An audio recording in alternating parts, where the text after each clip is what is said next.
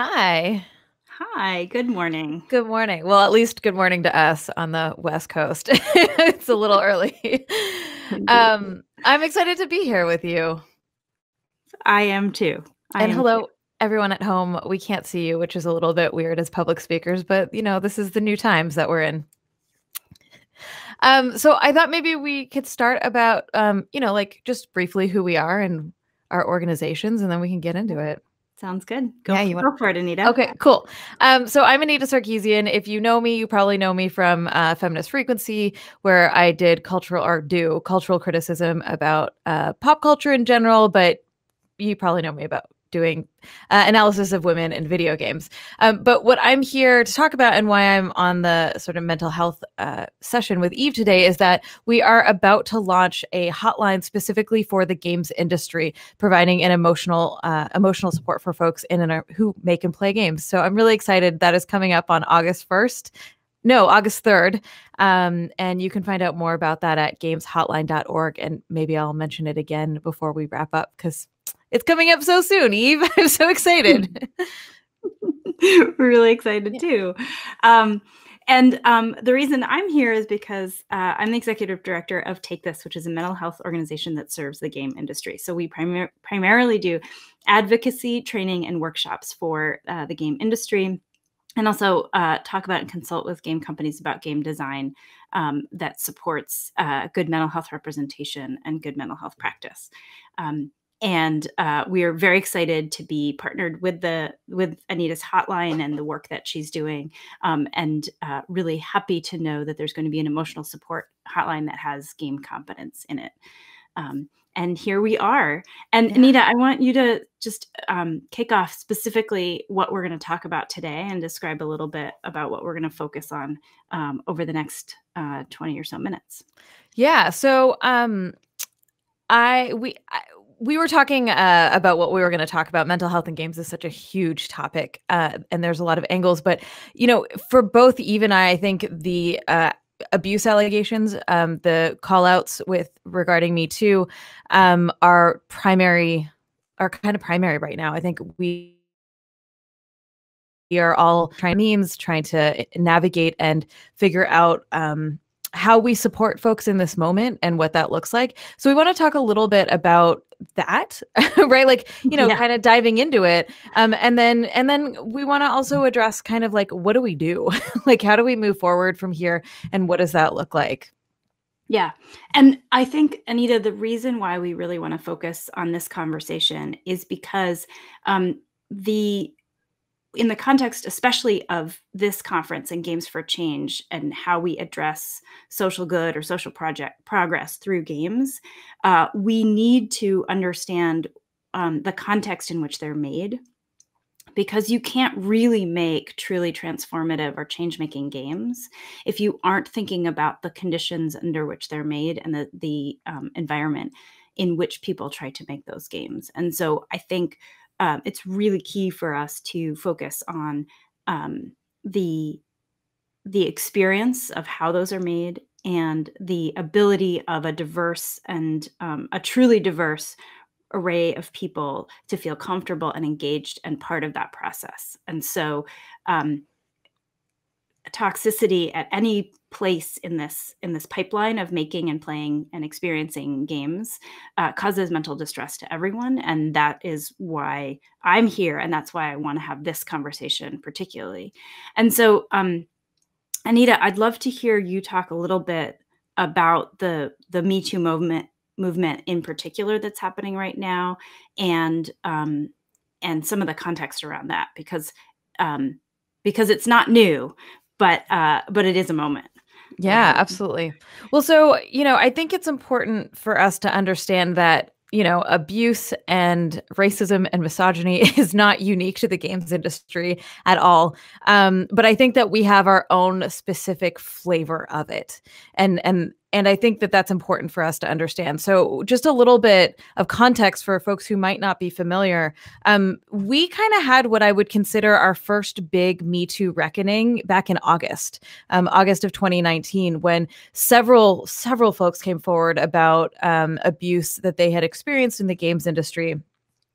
And at that moment, many of us who were, around and paying attention were like, oh God, this is it. We need to really address this. And there's many of us who have been dealing with online harassment, who have been dealing with really toxic fan bases. And none of that is disconnected from a larger industry that I would argue in some way encourages these sorts of practices. And if it doesn't encourage it, it's not dissuading it. That's, talking about online harassment and toxic fans is a slightly different topic that I think is related, but not exactly what, if we have time, we'll get into it.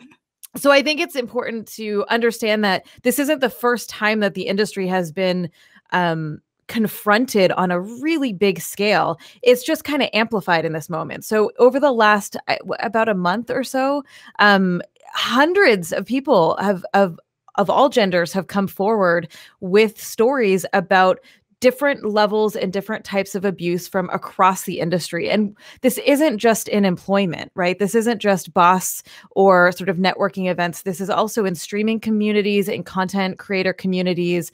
I think those were the spaces that we hadn't really heard a lot from in terms of this. So I think we're in this moment where, one, I gotta say, I'm really sort of excited, which is a weird word to use in this moment, but I'm so excited that folks who have been holding all of this trauma and holding all of this pain and feeling like they can't speak up about it, like they won't be believed, are able to tell their truths and are able to tell their stories. And I think that that's the first step of the next process that we need to go through, of really believing folks who are coming forward about their stories and reckoning with the fact that, like, what is our role in this, and what have we done to facilitate a space where this is allowed, and where do we go from there? Yeah. So I was like, thought done. But I think Eva, I'd love to hear, as someone as the ED of Take This, which directly addresses advocacy in mental health and games, what do you see as the biggest concerns with what's happening right now and moving forward? Well, it's a lot, actually. One of the reasons why Take This is concerned so much with harassment and abuse in the industry is because of the mental trauma that it causes and is responsible for. And it's not just like you suffer harassment and abuse and then you have trauma or some level of mental distress because of it.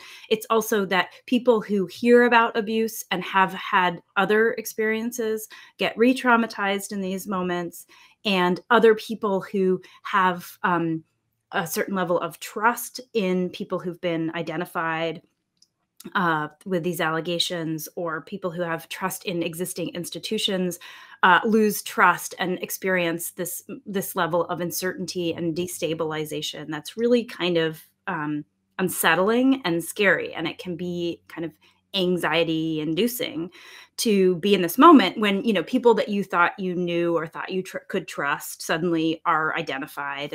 And so we see this moment as overall very complicated and very hard for people to process emotionally, right?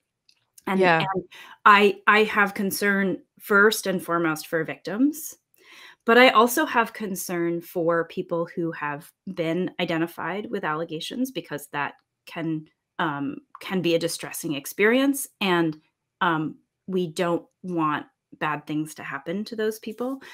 We also don't want people to feel so unmoored because these allegations are hitting, large institutions and major figures in the industry. And that's scary in its own way. And I have to contextualize this because we're in the middle of a major pandemic and a major social movement, the Black Lives Matter movement. So there's a lot of instability in our broader world, and you add this on top, and that's really hard to handle and complicated. And so it's a time when that's ripe for anxiety and distress, mental distress. And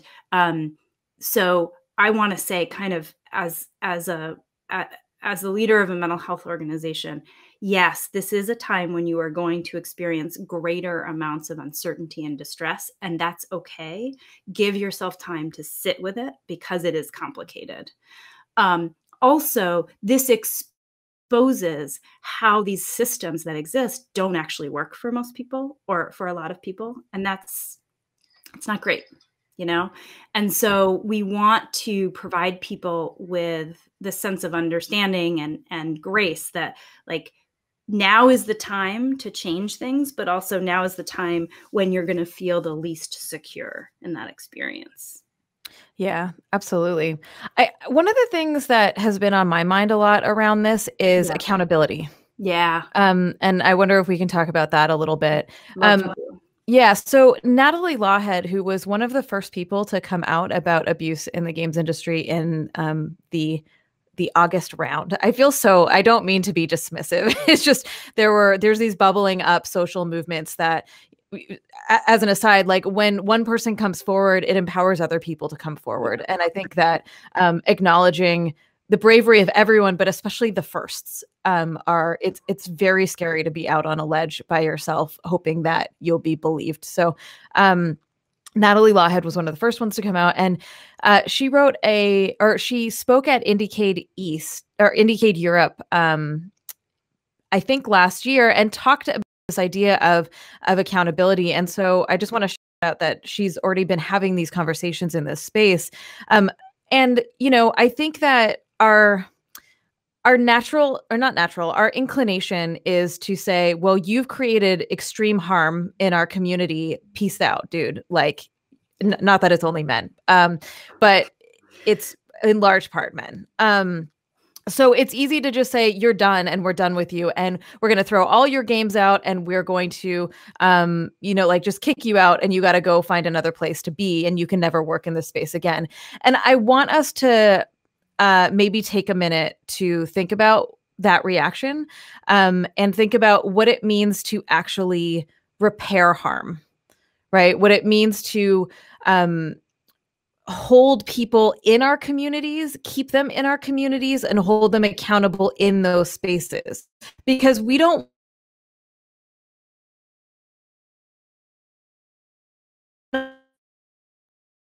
to other communities, like I think the goal is to figure out how we is to figure out, taking cues from restorative justice and transformative justice processes in terms of maybe the person who has been harmed doesn't want to go through a process and doesn't want to have any communication with that person, but it doesn't mean that the person who's created harm can't work on themselves, can't repair the harm that they've done in these communities. And then what is that transparent process over time so that person can come back and be an active member of our community with forgiveness, with understanding, because they did the work.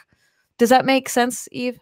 Yeah, it really makes sense. And it resonates really strongly with me because we can't have wholeness. We can't have a sense of progress. We can't have a sense of hope. And hope is really important to mental well-being without those opportunities for transformation and reparation. And I think people get a little bit scared of that process because it's hard work, right? It's hard work to bring people in and to do the work and to expect that of others. And it can be hard to do it, especially while also protecting victims and ensuring their safety and well-being. But it is absolutely necessary if we're going to move beyond this. And the reason that I think we need to move towards that reparative or transformative perspective is because there's a larger context in the game industry that abuse and misogyny inside the game industry is not separate from other types of exploitation and other ways in which folks are mistreated, right? Like the space in which it's okay to harass somebody sexually is also the space in which it's okay to do other things to exploit people or mistreat them, which bleeds out into the way we think about the way we make games and the way we think it's okay to portray characters and the way it's okay to construct communities and spaces for games to be played in.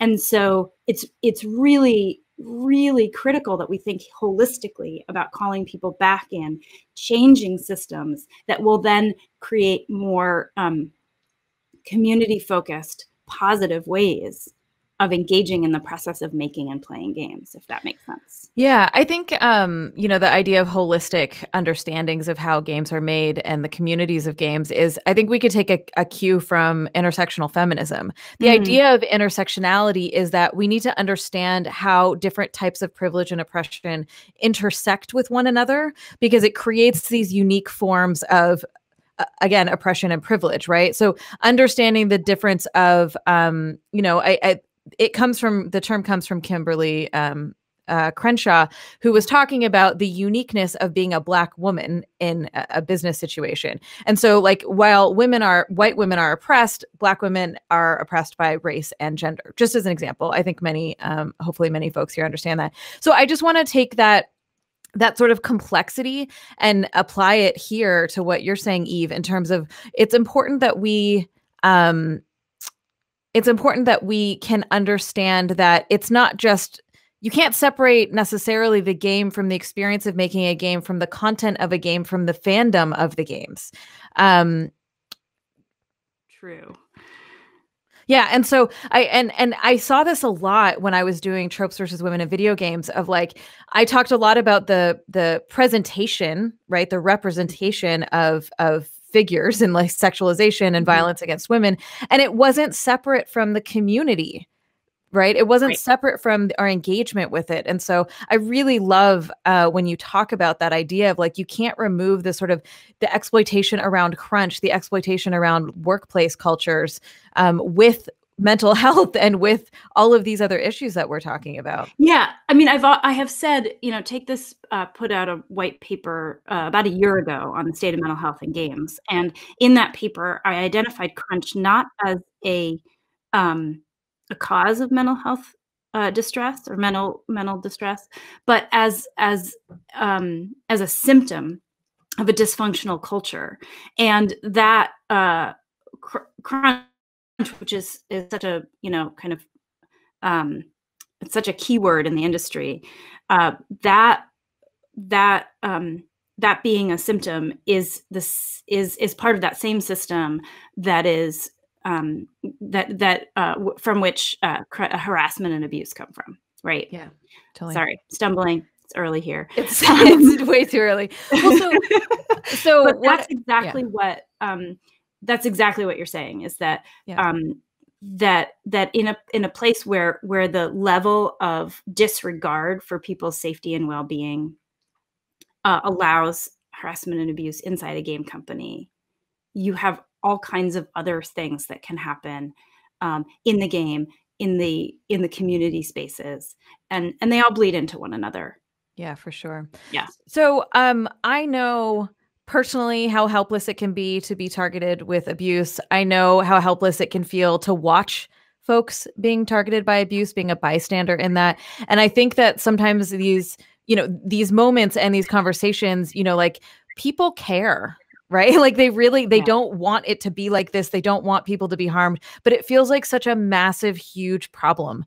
It feels so impossible to grapple with. And so I thought maybe in our last few minutes, we could talk a little bit about, are there things that the audience listening now can do or think about or prioritize in terms of being involved in actively ending abuse in the games industry?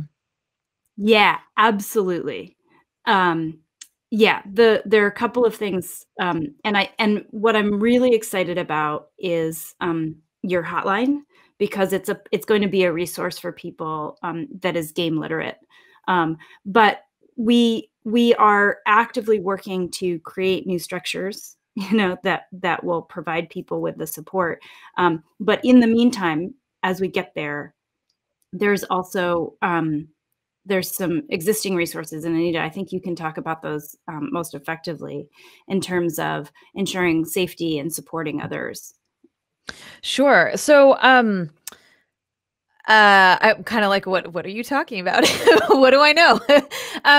Well, one of the things I was thinking about here is, for me, the first thing I always want to encourage folks is to just educate yourself.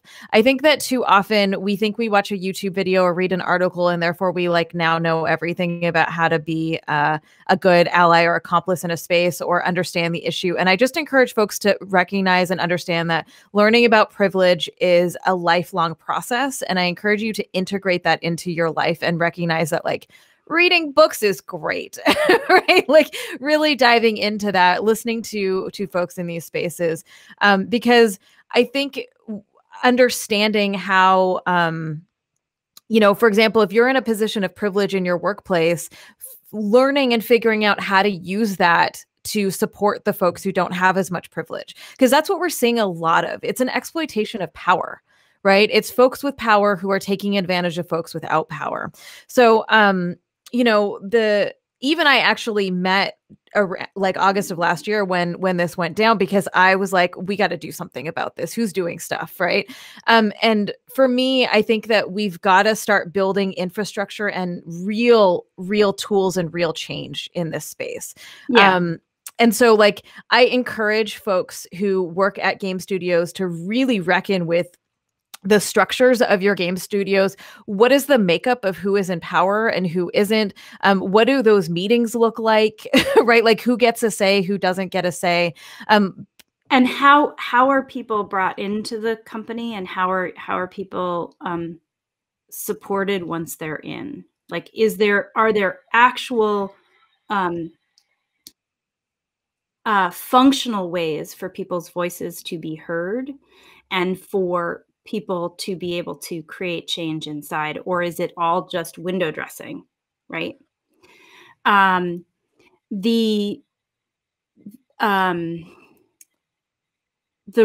one of the is it all just window dressing? So I want to highlight, Anita, you used the word accomplice, right? Yeah. People are pretty familiar with the word ally, like how do you be a good ally? But the accomplice word is one that's kind of risen up in the last few months in my awareness. I'm sure it's been around for a while. And accomplices are people who recognize their own privilege. I personally have a lot of privilege, and I try to use that in the service of others. So I try to be crafty and effective in being silent sometimes and allowing other people's voices to shine, and also to trying to advocate for those voices to be louder in a room than others. Because that's really, we have these existing imbalances that have been really great. And so we need to change those imbalances in the other direction, so that voices that have been so silenced for so long have space to speak and to be loud for a little while. Yeah. I think the word accomplice and co-conspirator, like you said, is folks are just being introduced to it. So I try to use ally and accomplice together. So folks who are starting to learn it. And the idea behind it is that we're all in this together. Like you're helping, like as someone who is who has privilege, you're also impacted. And so you're also working towards creating a better world for like a liberatory world for everyone. Just to be super blunt, there is a long history of allies being awful. Like the longer that you're in activist spaces, the longer I think the more experiences you have with, for example, men saying that they're feminists and being really abusive, right, behind the scenes, or, quietly at home, or white folks who say that they're an ally to Black Lives Matter, but are then going about perpetuating awful, maybe something as simple as like always speaking over their Black colleagues, even that's not what I mean, to larger issues. And so there is an inherent distrust of allyship in a lot of communities. And I think understanding that as someone who will identify as an accomplice or an ally, to recognize that like, I can't give you a cheat sheet of how to be a good human. Like I can't do that, right? Being an accomplice is complicated. Sometimes you should step up and sometimes you shouldn't. Sometimes you should speak up and sometimes you shouldn't. Sometimes you can speak for someone and sometimes you shouldn't. And I can't tell you when to do that. My advice is to try and take cues from the communities you want to support. Like, do your own work, do your own research, and understand that you're going to make mistakes. It's going to happen. You're going to make mistakes. I'm apologizing all the time to people for saying dumb things. Like, it happens. And I think understanding that and internalizing and accepting that will help you bounce back and be more resilient and be ready to keep going. I think there's also something, I come at this from a mental health perspective because that's what I do every day. Right. And from a mental health perspective, I think about the amount of vulnerability and emotional complexity that's involved in doing this work. And that takes a lot of work. It takes a lot of self-awareness and self-reflection. And in my case, it takes therapy every week.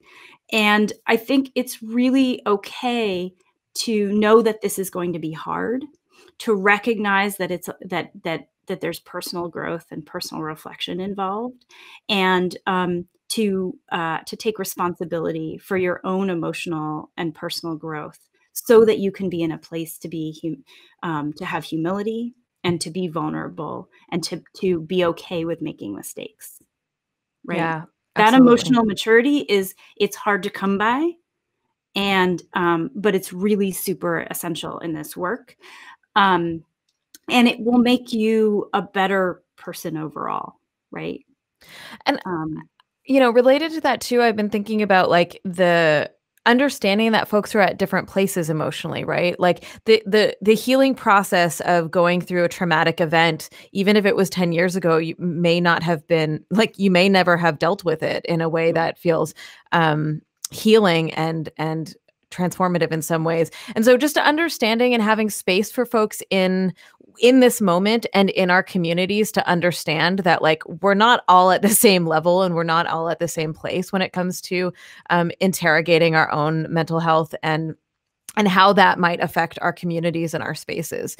But like, I urge us to think about what we can do on a large scale to support folks in this space. So, I just want to shout out the hotline really quick. I think that both Take This and the Games Hotline are spaces that you could get involved with if you wanted to. It might an avenue that you find really interesting. And the Games Hotline, it's at gameshotline.org. We are launching on August 3rd. I would urge all of you to please share that in your communities, because for us, we will feel like we succeeded if we can help people, right? Like we want people to call and use a service and to trust us, that we understand what the games industry is, that our agents will understand when you call them about the weird things that like are extremely online that your other friends might not understand. That's been a really important piece for us in developing this. And because there's not a lot of places for folks to call, like, if you're dealing with online harassment or you're dealing with a toxic workplace, there's not like a number to call and say, I'm struggling right now. So we want to be that source for people. And on a structural level, Take This is able to provide training and resources on mental health literacy and on things like understanding what abuse and harassment look like, understanding what bystander behavior is and how it happens. And so I think, we are resources for, something to come. And we have just about 10 seconds left. So I want to invite people to come join us in the Q&A room. And there should be a link in the chat in Hopin. And thank you, everyone, for having us. Yeah, we'll be in the Impact Room. So if you go to Hopin, the Sessions tab will be in the Impact Room, and there should be a link on your screen right now. So yeah, thank you. Thank you.